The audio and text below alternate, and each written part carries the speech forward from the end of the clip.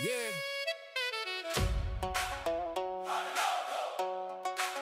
Your town nice. Stay in the know. Hardin County.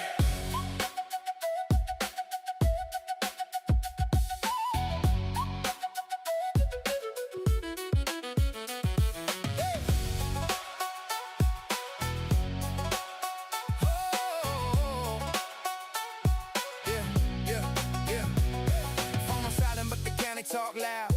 Hardin Local got the whole town down. From Radcliffe Rose to the E-Town Square. If it's going down, you'll hear it right here. Nate got the scoop when the business grow. Nate's business buzz let the whole town know. New shop popping, yeah, the word gon' flow. Local grind strong, let the spotlight glow. Then J.O.B. with the weekend plans. Events in the county for the whole fam. Concerts, festivals, places to go. Circle that calendar so you don't miss the show. Stay in the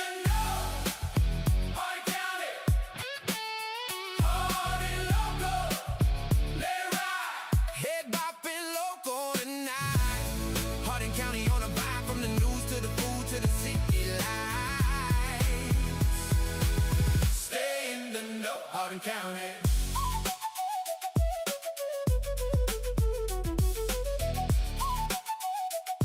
Yeah. Rachel got the numbers when the market move. Housing update, let the data prove who's buying what and where things go. Smart move start when you stay in the know. Then the food talk hit when the mic get lit. Experience eater telling where to sit. New spot fire, yeah, we gotta go. Local plates hot, let the flavor show. Small town roots, but the vision big. Every local story with the gig. From the sports park lights to the downtown glow. Hardin Local on the mic, now the whole town knows. Stay in the know. Hardin County. Hardin Local. Let it ride. Head bopping local tonight. Hardin County on the vibe. From the news to the food to the city lights. Stay in the know. Hardin County.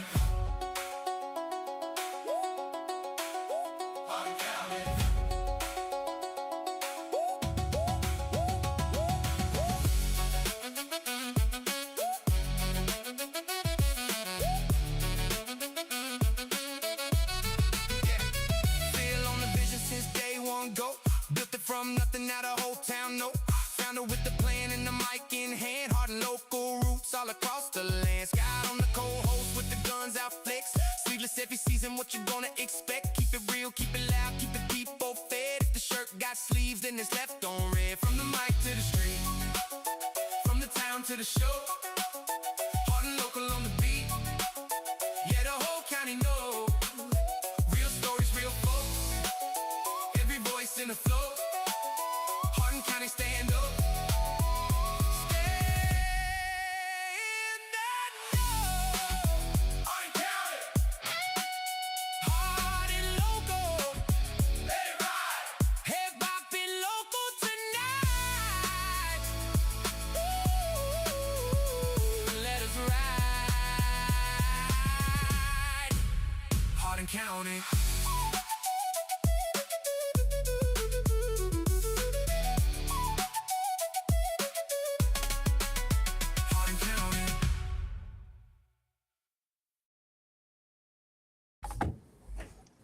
Hey everyone, thanks for joining us.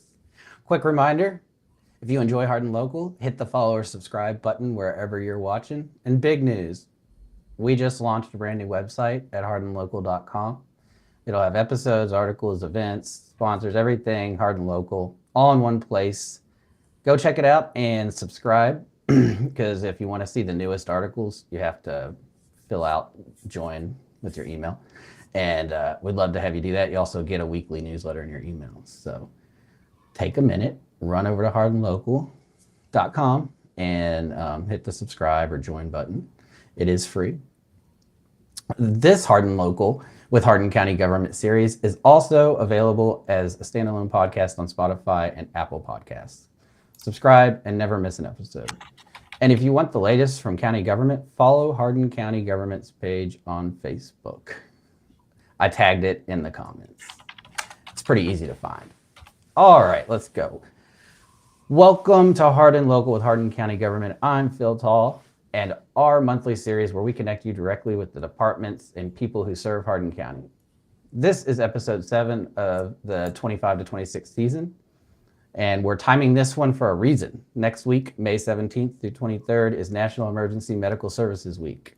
So today we're going inside Hardin County EMS. Joining me is Mark Peterson, the Director of Hardin County EMS, and as always, Brian Walker, our County Communications Officer.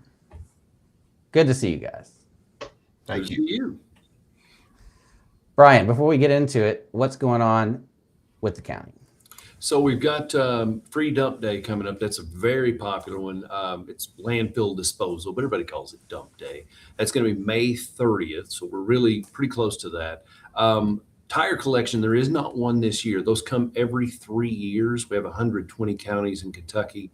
So every third year, 40 counties take their turn. So we're back on for 2028. We do have various other counties that are near us or adjacent to us that have tire disposal. So you can go look at the website, and you can also check out some Facebook posts we've made about that. We just had our e-scrap recycling event, electronic scrap brought in and taken from you and then sent off to be recycled. We haven't got final tonnage numbers yet, but we had more cars through the line than we've ever had before. Household hazardous waste. This is going to be all your chemicals, things you shouldn't pour on the ground, throw in the trash, or end up in the landfill. A lot of paint, chemicals, things like that. That's going to be coming up later in the year, and we want you to be sure to look for that. Document shredding. That's free paper shredding. That is once a month. Those are always on the first working day of the month. So the last one was May 1st. Next one is June 1st. Now, they're not always on the 1st. It's whichever working day is the closest to the beginning of the month. And then last but not least, we've got a couple of job openings we want to talk about. One of those being in the 911 center, telecommunicator job. Starts at $18.27 an hour and goes to about $21.18 depending on your experience and if you bring anything to the table. Yes, we do train you. Yes, that training does not cost for you. If you'd like to find out more or apply for an opportunity to be a telecommunicator, you can do that on our website. That's hardincountyky.gov. And I guess that's about it for specifics. I know Mark's got some openings. Yeah, we'll get into that here in a bit. Before we get into it with Mark, if you just joined us, just one quick reminder from the announcement I made a few minutes ago. Hardin Local has a brand new website that was launched this morning where you can find us at hardinlocal.com. We will have all our content there. Plus, if you don't like watching videos, we have articles written on all our different videos too that'll be there. So we've been living on social media for the past year. That changes today. So if you want to share an episode with somebody or you missed a show and want to catch up, hardinlocal.com is now the front door. Go take a look. Let us know what you think. All right. Mark, before we dig in, I wanted to give you a chance to give people a quick sense of who you are, how long you have been with EMS, how long as director, and what got you into this work in the first place. Sure. First of all, thanks for having us. I have been with Hardin County EMS almost 18 years. I got my start in the military in the 90s. My first EMT certification was in 1994. After I got out of the military, I just stuck with EMS and landed in Hardin County. I started here as an EMT and worked my way up to this current position, and I've been in this position almost 6 years. All right. Was there any specific reason why you decided to get into EMS work? I was a lifeguard in high school and a member of the volunteer fire department, and realized I didn't like the fire stuff, and really enjoyed the lifeguard and the EMS runs, and just stuck with it. I did it in the military and just followed me through. Okay. Well, we'll get started on segment 1, which is talk a little bit about the 9th ambulance 6 months in. So back in November, we talked on our first episode, Brian, I don't know if you remember, about the brand new 9th ambulance going into the renovated West Hardin Fire and Rescue Station in White Mills. Well, that's been 6 months. It's crazy. So what's the data telling you, Mark, about how that's helped?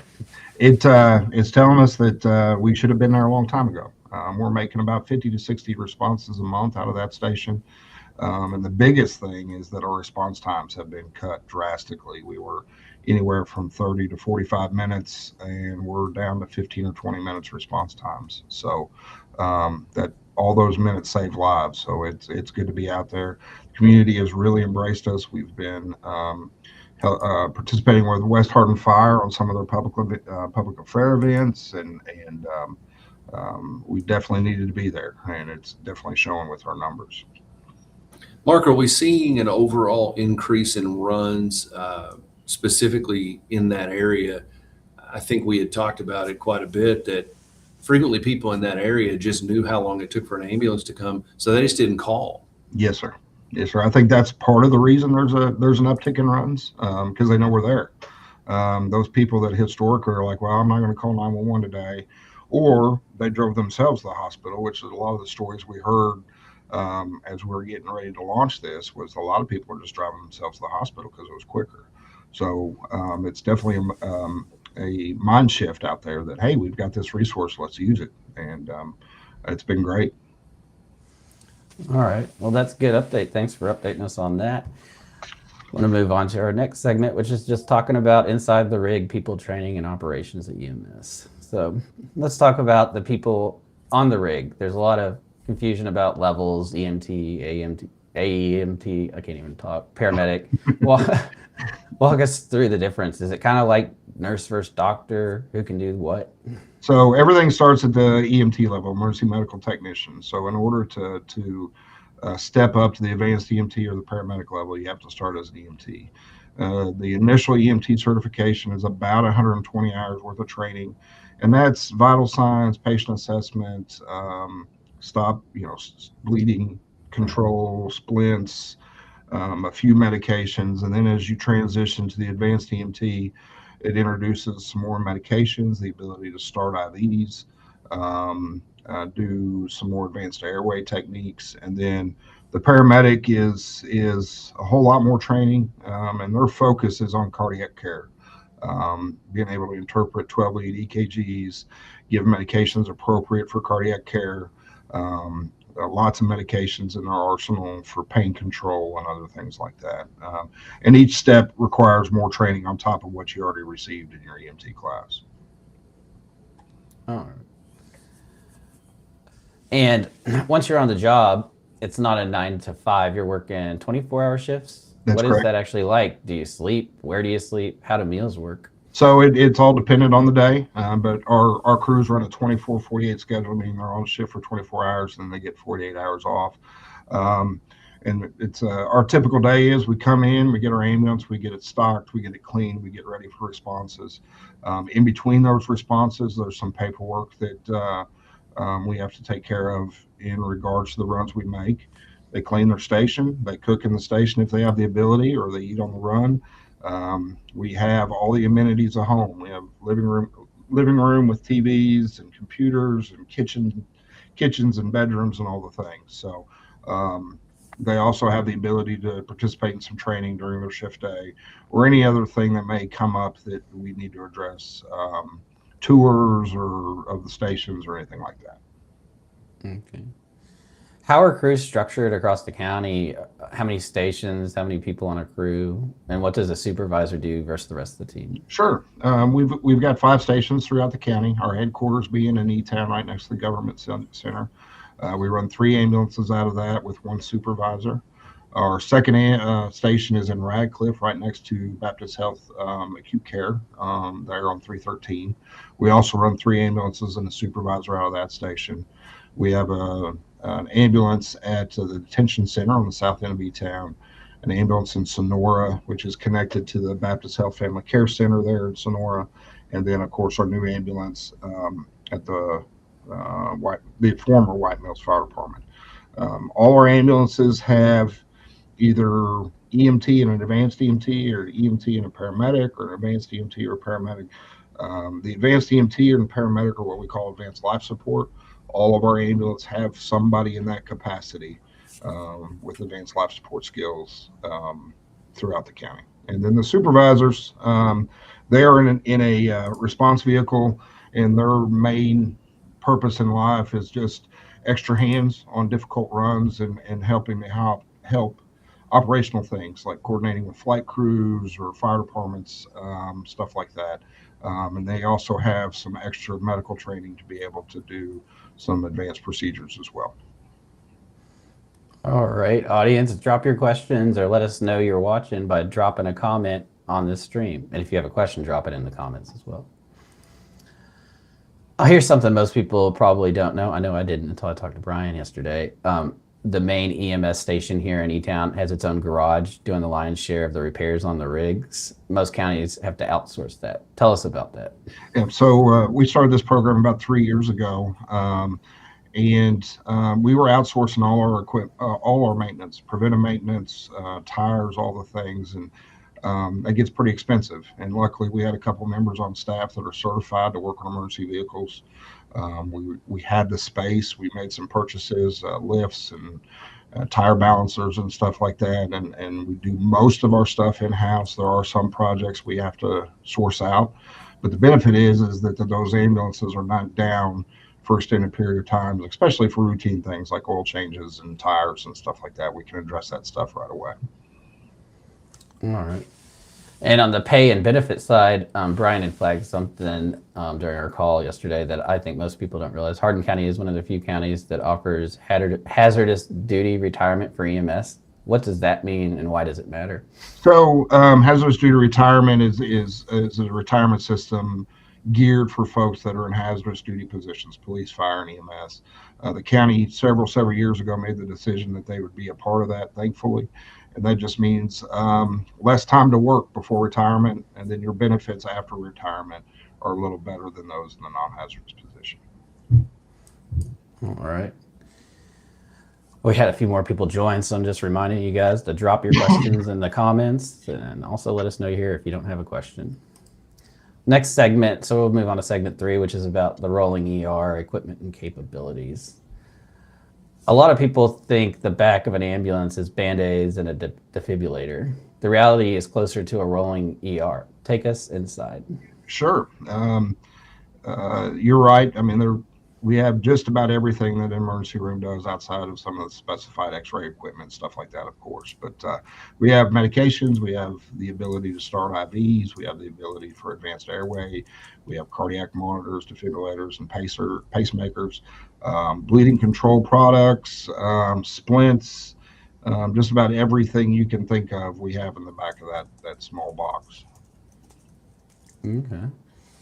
How much does an ambulance actually cost, and what's the service life on one?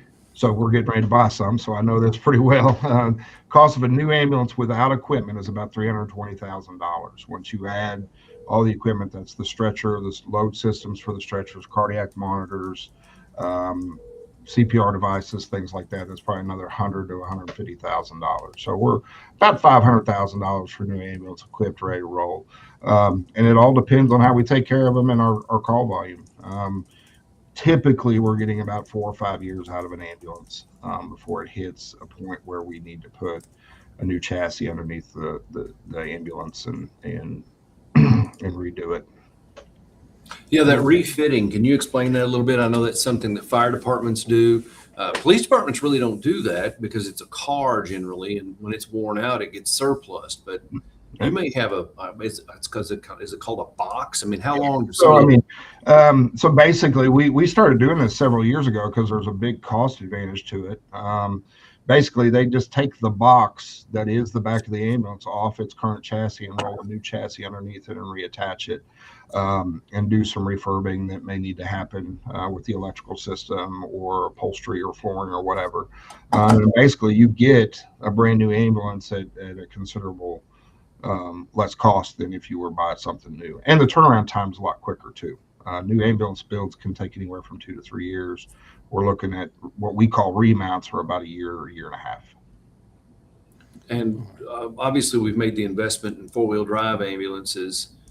You know, that's something a lot of folks may or may not realize has been critical for us already. Mm-hmm. Yeah, that's one of our big projects when the former Deputy Director Timmy Carr and I took took office was to transition to all four-wheel drive. And all our frontline ambulances and our backup fleet right now are all four-wheel drive. And the benefit is in these inclement weather days with the snow and the ice, it just gives us access. Prior to that, we were having to rely on the fire departments a whole lot to help us get to these patients. And now with the four-wheel drive, we have better probability of getting to them. Doesn't say we can get to everybody, but it definitely does help. And accidents and injuries don't always happen on flat level ground. Sometimes you're in the middle of a hayfield somewhere. Yes, sir. Yes, sir. So it's all about getting access and making sure we can get to our folks. Brian told me I had to ask about the is it Lucas machine? Yes, sir. Yes, sir. So we all joke it's Mr. Lucas or whatever you want to call him. But what the Lucas machine is, it's one of several different manufacturers, but this product is made by Stryker. It is a automated CPR device. Basically, what it does is continual chest compressions without interruption for somebody in a cardiac arrest event, which there's a couple benefits to that. One of those being crew safety, so they're not standing up in the back of the ambulance being tossed around. The other side of that is it never gets tired. So you can push play on it and let it do its thing, and it allows the other EMS providers to focus on medication administration, airway management, stuff like that. All right. I didn't know. That's interesting. And the air medical side, that's a private operation, but y'all work together. How does that integration work, and when do you call for air? Sure. No, we have a great working relationship. Hardin County's fortunate that they have a helicopter here in Elizabethtown, and then there's several in the surrounding area. The benefit that the air medical services have that the ground services don't have is speed. They can get to the trauma centers a whole lot quicker than we can. And they also have the ability to administer blood, which is vital in these trauma patients that may have bleeding. So the helicopter services we work very closely with, we utilize them for significant traumas, whether that's a four-wheeler accident, a motor vehicle accident, motorcycle accident, falls, just because they can get to the trauma center so much quicker than we can by ground. Those are typically staffed with a nurse and a paramedic that have advanced training on blood administration and advanced airway, stuff like that. Yeah. All right. Well, that ends that segment. So we're going to move on to segment 4, knowing when to call and what to expect. So let's clear up some misconceptions. Number 1, people think calling an ambulance gets them to the front of the line at the ER. True or false? That is false. That is false. Just because you come in on an ambulance stretcher, you are still going to go through the triage process at the ER, just like if you came in on your own. That's not to say that if you're a little more acute, having difficulty breathing, chest pain, stuff like that, that you may not go through that process. But you're not always guaranteed a room if you come in on an EMS stretcher. Okay. And another big one, should I drive myself? When should I call 911, and when should I get in the car? That's tricky. I would say if you feel like you need to go to the emergency room, you need to call 911. There's a lot that we can do to get you ready for your encounter at the ER. We can start IVs. We can give you pain medicine if need be. There's medications we can give. If you feel like you're having a true medical emergency, it's probably not a good idea to get in a car and try and drive yourself to the hospital. A good rule of thumb is if you would call your primary care doctor for an appointment for a cough, cold, runny nose, stomach bug, something like that, maybe that would be something that you or a loved one could drive you to the hospital. But anytime you feel like you need to go to the ER, please call us. Okay. Response times are a sensitive topic, especially in a rural county like Hardin County with so many miles of roads. We touched on it earlier with the 9th ambulance. Talk through how rural geography shapes response and what changed with West Point getting picked up by Bullitt County. Sure. So if you've driven any of the roads in Hardin County, none of them are straight, and you never know when you're going to come across a piece of farm equipment, a school bus, horse and buggy. So those are all things that slow us down. The West Point, the partnership with Bullitt County and West Point was based solely on response times. Our Radcliffe ambulance was taken anywhere from 20 to 30 minutes to get to West Point. And that's just, in the big scheme of things, those numbers are not great. The mayor in West Point and Judge Tall and several of us got to looking and realized that Bullitt County had an ambulance just 5 or 10 minutes away. Thought that this would be a better partnership for the citizens of West Point. And they have, that's not to say we don't make runs up there, because we do from time to time, but it has drastically reduced their wait times for ambulances up there in West Point. All right. What about refusals? Say there's a wreck. I'm up walking around. I feel fine. Does the ambulance still come? Can I wave them off, or do they have to check me out first? We don't have to check you out. I mean, you're entitled to say, oh, I don't want an assessment. But anytime you go through something like that, it never hurts to let us talk to you for a few minutes and check your vital signs, make sure everything's good. Because initially you may feel fine, but after the adrenaline and the excitement of the event wears off, you may go, oh man, I'm kind of sore here, or I'm having some trouble breathing or something. So at least let us come out and talk to you. If you don't want us, we're okay with that as well. But I would advise that you have us come out and at least assess you and make sure everything's okay. All right. And audience, drop your questions in the comments, and also let us know you're watching by saying hi in the comments on Facebook and YouTube. Not Instagram. I won't see those comments. And here's one that I want to make sure people hear. The more information you can give the dispatcher, the better EMS arrives prepared. And if you live out in the country, that mailbox address better be readable, right? Yeah. You want to talk on those points? Sure. The biggest thing when you're calling 911 is be patient. The dispatchers are going to ask you a lot of questions, and those are all gathered to help our response, the fire department response, police response. So don't get aggravated with them because they're asking questions. And if there's something unusual about your address, if there's two houses at the end of the driveway, or your mailbox just got knocked down and there's no numbers or whatever, make sure you relay those so that we can make sure that we can get to you and get there timely as well. And be crystal clear with everybody what's going on. Answer the questions. Any pertinent medical history is helpful. Kind of gets us going, kind of gets our minds going about what we may be coming into, and make sure we're prepared for that. All right. Well, that ends segment 4. The next segment is about community tools and National EMS Week. Let's talk about the tools that connect residents to EMS. PulsePoint, where does that stand for the county? I know they were updating it for the new system or something. Yes. So our 911 center recently did a much needed upgrade to their computer-aided dispatch system. Right now, PulsePoint does not talk to that system. But we got updates yesterday from the developers that they're actively working on that. And once they have the connections made, then it'll go live, and we'll make sure we broadcast that as well. Okay. I'll say hey to Tyler, who just commented with a hand wave. What's up, Tyler? He also said, on the last question, he said, answering the dispatcher's question does not delay your response. Yes. You guys may remember Tyler from last month. He's a supervisor down in dispatch, and he knows what he's talking about. He's also chief of the fire department down in Upton. Yes, so that is a good point. We'll put it back up there. Answering the dispatcher's question does not delay your response time. Let's, all right, what about the RAVE alerts? We want everyone signed up. How does RAVE plug into EMS? Sure.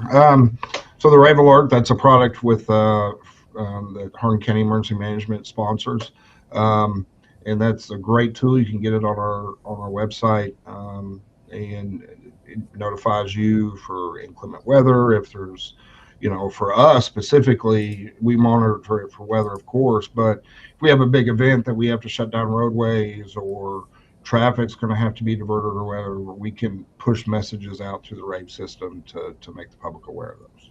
And we don't wear people out with it. I mean, sometimes it's weeks when something doesn't come out. It's not like if you sign up for it, you're going to get 10 messages a day. I get asked that a lot. People, I don't want to be getting updates all the time. You won't. You'll just get them when they're necessary. Yeah. All right. So stop the bleed, Narcan, file of life. 3 things every resident should probably at least know something about. Can you give us a quick synopsis or tour on those? Sure. Things? Stop the Bleed is a program that teaches bleeding control and the use of a tourniquet. in incidences like that, because most death from trauma is bleeding, and if there's a way to stop the bleeding, then that's you have better survivability. So this is a program that teaches people how to apply bandages, how to put on a tourniquet, what to do with somebody if they're bleeding, stuff like that. Narcan, hot topic. We've got a couple free Narcan dispensers here in the county. This, of course, is essential for folks that you may or may not know that have had some sort of overdose, specifically an opioid overdose.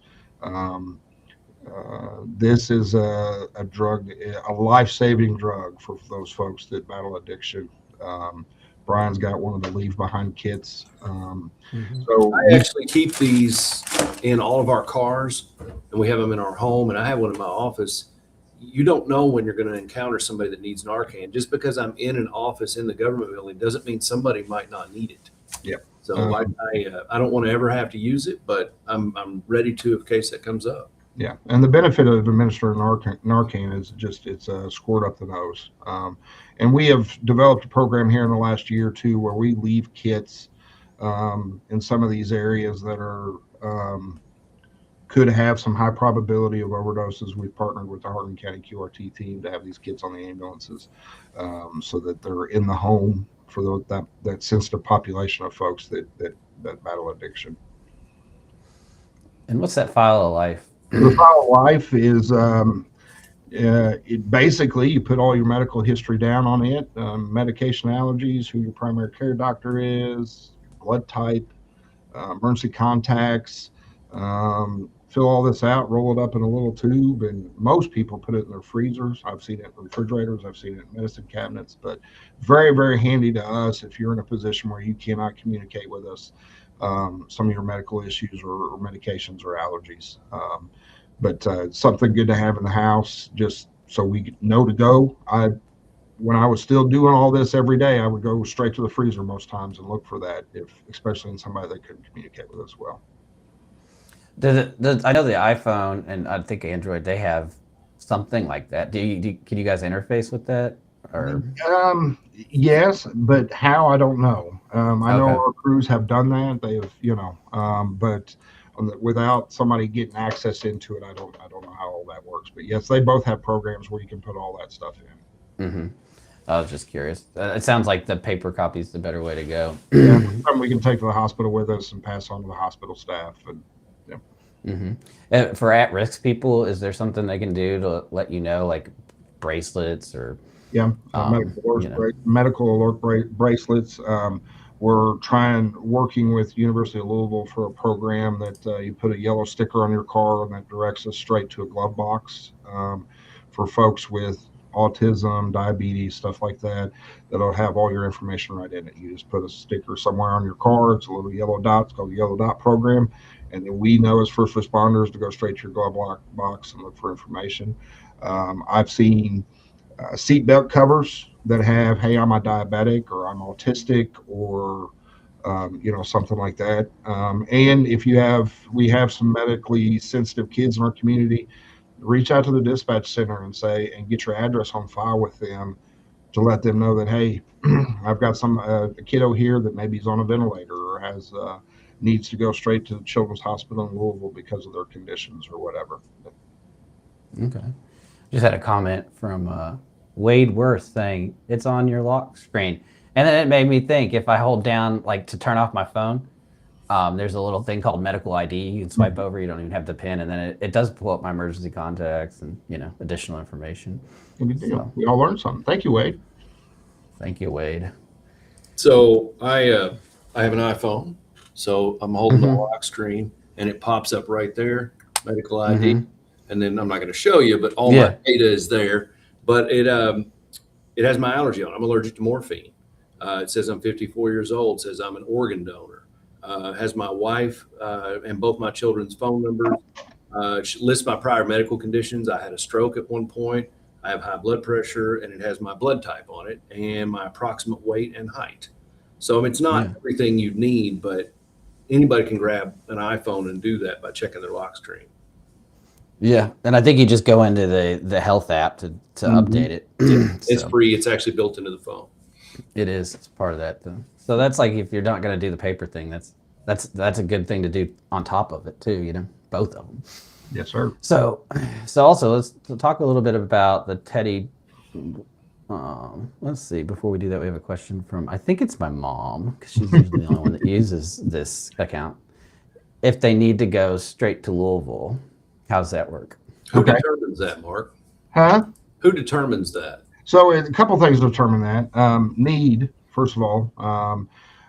If the helicopter, let's say the helicopter can't fly because the weather's inclement and we need to get you to trauma center, we'll make that determination based on how you're presenting to us. If you have a specialist a specialty doctor at one of the hospitals, we will try to accommodate. But we also have to take into consideration the needs of the county as well. And if we're at a busy point in time, it's hard to pull an ambulance out of that county for 3 hours when we're busy. And now with the construction getting ready to happen in Louisville, especially around the hospitals, that time could be even longer for an ambulance to be out of county. Not to say we won't go, but it's all very dependent on the operational climate at the time. Gotcha. And that does start soon. I just saw a post, and they're going to have a lot of downtown I-65 shut down for most of the summer. Yeah. So you guys should look that up, audience. If you're not aware of it, you go to Louisville often and you don't know, go check. There's articles on WDRB, all those other news stations. But it's going to be, you're going to have to detour around Waterston. So Yep. it's going to be a big change. Be a mess. All right. So tell us a little bit about the teddy bear clinics you do with E911. Sure. This is a huge hit. We partner with 911 and take teddy bears into the schools to give kiddos the opportunity to see how 911 works. First of all, when they call 911, how does that work for them? What to expect, right? They have a phone they can actually pick up and dial 911 and talk with the dispatcher and all the things. And then we use the teddy bears as a patient, so to speak, to kind of show them where we're going to put oxygen at, or where we might put a splint, or where we might have to put a Band-Aid or a bandage if something is broken. It's been very, very well received. We get requests for this program all the time. It's a lot of fun, and it gives the kids the opportunity to kind of be ready for us if we do have to come to their house or their school. And we've had a few success stories out of it where kiddos had sat in a teddy bear clinic and they had to call 911 for one of their loved ones and knew exactly what to do and how to get everybody there and all the things. So it's a great program, and 911 is a big help with that as well. All right. That sounds like a good program for sure. And here's the big one. May 17th through 23rd is National Emergency Medical Services Week. If you want to show your appreciation, a card, some donuts, a pizza, or just thank you, there's a way to coordinate that. Brian, did you want to give people the contact info? Yeah, public relations for EMS is Jennifer Cant. She's great. She would be one of the people that comes for the teddy bear clinics. She coordinates all sorts of public outreach for EMS. So you'd want to contact Jennifer. The email is jkant, that's jkant at hardincountyky.gov. Also, her cell directly to her is 270-599-2967. And if all else fails, you can just get on our website and find some contact information. But if you'd like to arrange something, and remember, we do have 5 stations, not to say don't bring something to the E-Town main station, but the folks down in White Mills on an ambulance crew wouldn't mind somebody appreciating them with some food or a card or something like that. She can kind of help you spread those things out so they don't all end up at one place. Yeah, and Mark, do you want to talk about that EMS week, what it's about, and how people, maybe also talk a little bit about your team? Sure. And, So this is the 52nd year for National EMS Week. So EMS services all over the country will be celebrating this. And this is just an opportunity for folks to show some appreciation to the EMS providers. It doesn't have to be a pizza or anything like that. I personally like to hear or see success stories where we intervened at some point in their life and it made a difference in their outcome. I have a gentleman that I took care of probably 10 years ago that comes and sees me twice a year to thank me for taking care of him. So those kind of stories are always welcome. If you had a positive interaction with our crews that made a difference in your life, we want to hear about it. Come up, ask for a tour of an ambulance, see where we live, see what we do, and get to know us a little better, so you can understand a little bit more about our process and what to expect if you do call 911. All right. Before we get to the closing, just wanted to give you also an opportunity, Mark, to just, is there anything else on your mind that you wanted to share with our audience? No, I appreciate the opportunity. We've got some of the best in the business working at Hardin County EMS, and they do a tough job, and it's often very thankless. So if you see them out and about at a restaurant or whatever, just thank them for what they do. It goes a long way. And they work hard for the citizens of Hardin County. Most of them, you'd be surprised, are not even residents of Hardin County. They're coming in here and taking care of people that they are not related to and that they do not know. And they're very dedicated and they're very passionate about taking care of people. So we're very, very proud of them for sure. All right. Mark, Brian, thank you. This is one of those departments most people don't think about until they need them, and then they need them immediately. Yes, sir. Mark, before we wrap, what's the best way for residents to reach EMS for non-emergency questions? Do you have a non-emergency number, office hours, website? So our admin offices are open Monday through Friday, just like the government building, 8 to 4:30. You can call us at 270-769-3014. Or if you want to reach out to me or my deputy director, our contact info can be found on the Hardin County government website under departments, and our phone numbers and emails are there as well. Okay. I'll put that phone number in the chat so people know it. We'll pop it up here too. EMS non-emergency number, 270-769-3014. And one more time on the EMS week, ask May 17th through the 23rd. If you've ever been on the receiving end of one of these crews on the worst day of your life, this is the week to say thank you. Contact info will stay up. What was that number you said to call, Brian? Was it the same number? You can call that number. You can call that number. That's perfectly fine as well. Okay. Okay, cool. Let me put that back up there for a minute. And we'll keep it up here for a few more minutes. And before I do my closing, my mother, Megan Tall, wants to say thank you to all our EMS employees. We appreciate your dedication and care. Follow Hardin County Government on Facebook and visit hardincountyky.gov for everything county related. Our next episode will be in June, and that'll probably be the first week in June, unless I have to reschedule again. Like this month, I had to reschedule a couple times. It was a crazy month so far. Do you know who we're talking to next month yet, Brian? I think I do, but I'm not going to say yet just because I'm not positive. So all right, they are just as busy as EMS, unfortunately. So we have to work around their availability. Yeah, so we'll have the date and the department coming out on social media soon. So follow Hardin Locals so you don't miss it. Also follow Hardin County Government's page on Facebook as well. If you enjoyed today's show, follow us on whatever platform you're watching. Find us on Spotify, Apple Podcasts, at hardinlocal.com, which I may add, hardinlocal.com is brand new as of this morning. 7 a.m. it went live. So check it out and subscribe so you get email notifications and things like that from us as well. And we won't spam you, I promise. And it's free. So thanks for watching. Anything else, Brian? I believe we've covered it all. Thank you so much for giving us this time every month. Yep, thanks for having us, for sure. Oh, heck yeah. Thank you guys for coming. And to you guys, Mark and the EMS directors, here we go. Thank you all.